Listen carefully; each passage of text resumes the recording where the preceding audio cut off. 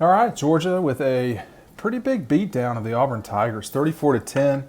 Game felt competitive for about the first quarter, maybe, y'all, something like that. And then it was just too much. I mean, this is what I thought would happen. I thought actually that Auburn would not score in the first half, but they did kick that field goal, and that helped them stick in the game. At the end of the day, this is not an Auburn team that is going to challenge someone the level of Georgia. And I think that's the part that, you can get wrapped up in the pregame hype, and nobody really does that better, I don't think, than Auburn. They do a great job of that. But then you got to go play football. And the problem was the better football team won. That was the bad part for Auburn. They only managed about 60 yards when you take away the sacks.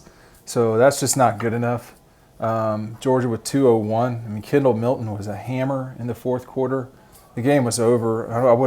I don't talk about teams quitting, but the two least expected and probably at times most popular, one of them, and least popular at times, Stetson Bennett.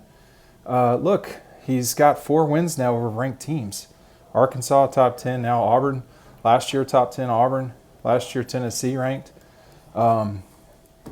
He is a huge asset for this program.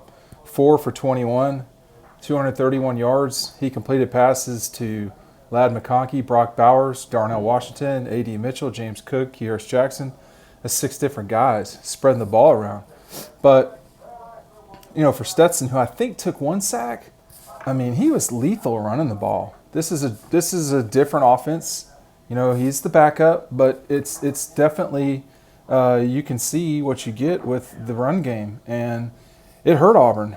I agreed with Auburn going for it going into the half, but you got to score. I mean, 3 points is better than 0, clearly. You don't need me telling you that. But I thought it was a gutsy call. I thought it was the right call, but it didn't work. And, here's Demetrius Robertson with 59 yards for Auburn. He had a drop. He had a ball in the end zone he could have caught for a touchdown. I think that they're just not crisp the way that you have to be to beat, Georgia and Alabama. We'll see if Auburn has any more losses on their schedule. The West is brutal. The West is brutal. It is. But, Georgia's tough to deal with too. And I thought the defense was active, needless to say. 64 tackles, have 4 sacks. Could have been more. Dan Jackson was Georgia's leading tackler. Do you know who Dan Jackson is? So we've gotten to the point here where this team can plug and play. And next man up, all right, that's a term people use. But they've gotten to the point where they can, plug anybody in. Not anybody. I mean, Dan Jackson's a good player for them.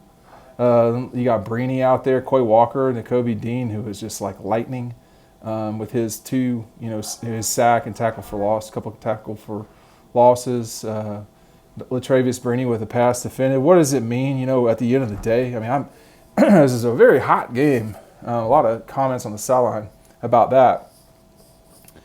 I mean, Georgia's the team to beat, maybe in the league. I would expect Alabama to come here and win too, but Auburn just couldn't function on offense. And I think they were lucky. I mean, they were fortunate to have points in the first half because Bo Nix fumbled that ball. I mean, I was right there. He fumbled the ball. And I don't want to skip talking about this because I think it was kind of curious at the end of the game when Auburn's new coach called a timeout going into a 4th down. And then Kirby throws a fade.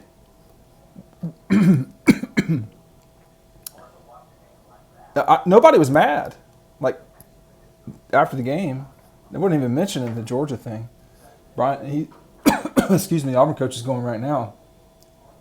That's way too late to go. That's a little bit disrespectful for the people that cover the team to wait until almost an hour after you go to talk to the media. That's ridiculous.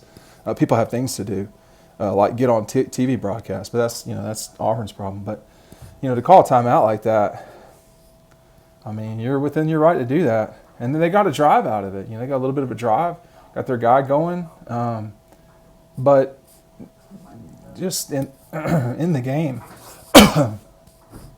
you had 59 minutes to play this game. You're trying to elongate the last minute. I mean, I don't think it's anything to get mad about. But it was funny to me that people were booing when Georgia threw the fade. What did you want them to do? They were trying to run the clock out, and you're calling a timeout. And, I thought your respect level for Auburn goes down when they're playing video of Aaron Murray getting targeted in 2013. In 2010, I think the targeting I'm pretty certain it was the Nick Fairley game. If you're the athletic director of this place and you see that on the screen, you say, that's the last time we're putting that up there. That is not happening again. If you're the president of this institution and that's what you put up there, you would say, that's the last time that's up there. But,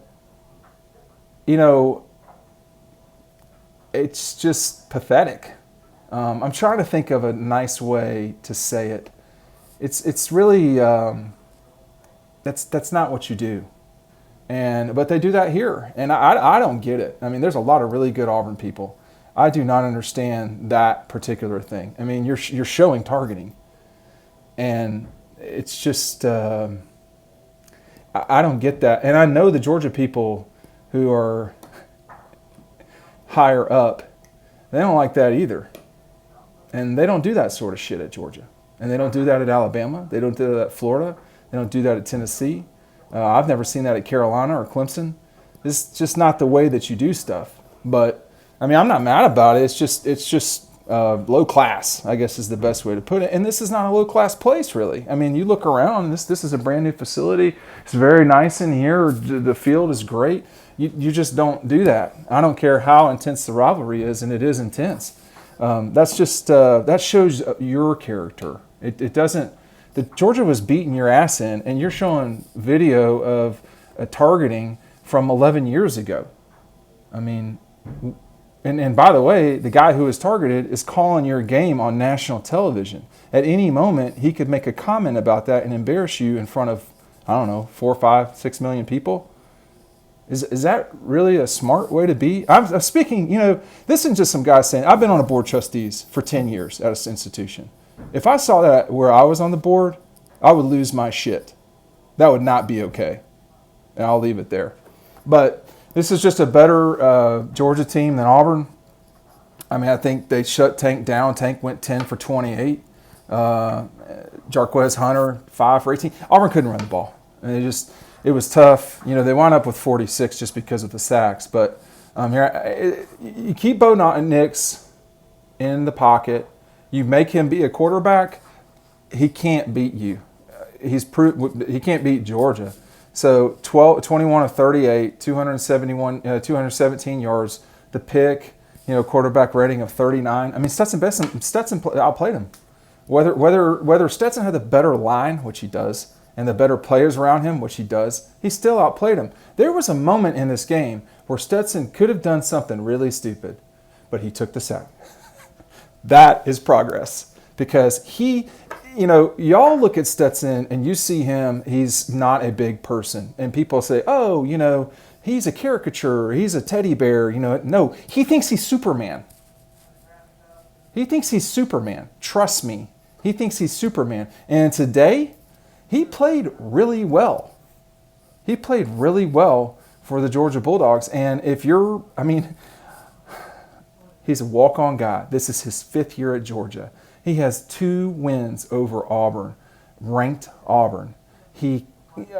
I guess he could have played better tonight. I'm not really sure how. I mean, again, the leading receivers were Ladd McConkey, Brock Bowers, freshman, Darnell Washington, and then A.D. Mitchell. No Demetrius. Demetrius plays for Auburn now. No George, although George Pickens was here. No, nobody. I mean, they're so banged up, this Georgia team, and they just rolled Auburn by 24 points. They more than doubled how much they beat them by. As soon as Auburn didn't score a touchdown in the first quarter, I mean, it was like that was a great drive. And I wonder, I can't look everything up immediately, but I wonder what percentage of their yards total that was. I mean, they're looking at, what they have total, 300, maybe 300 yards, somewhere in that ballpark, a little bit more than 300. That's actually not that bad against Georgia. But probably, 80 of them, a quarter of them came on the first drive of the game. It's just not the way, you want production to always happen. And it just didn't happen for Auburn tonight. They're just not the better team. It's just what it is. Now, the question is, can they go on and be successful the remainder of the season? They have lost their two losses to two of the top four teams in the country, two of the top three after tonight. I think Penn State won. So, it's not an embarrassing moment for Auburn. And you can see, I mean, they fought. They didn't just give up and roll over and die like it looks like LSU is going to do. So this was a solid effort from Auburn, but they're a long way from where they need to be. And, if this is Bo Nix, 19, 20, 21, so he could still play again. But they need some better production from quarterback. They've got some issues on the line. But for the Dogs, I mean, they're just steadily, for lack of a better term, chopping wood on the way to what appears like a date with Atlanta, or a date with Alabama and Atlanta. And we're just going to see. You never can know. You never can know what the season brings. Kentucky's going to be real physical, difficult. I mean, Kirby talked tonight about how injured they were, number one, and number two, how physical this game was. Well, yeah. I mean, I'm not saying it's a surprise to Kirby because it's not. It's Auburn. You're dealing with Auburn. Kentucky could be worse. I bet they are worse in terms of physicality. And this Georgia team needs a break. they need a little time off. And they're going to need to take care of the Cats, which they should do. They're going to be about a 3.5 touchdown favorite over Kentucky. But you're going to need to get the job done and take care of Kentucky as early as you can. And if you do that, it will get you some rest heading into that bye week before the Gators. I mean, Florida played okay against Vandy today. It wasn't unbelievable. But, Georgia, you try not to get into the hyperbolic discussion of, Georgia and Alabama are so much further better than everybody else. It seems like that. But you got to go and play. And today Georgia did. We'll see you over on the website.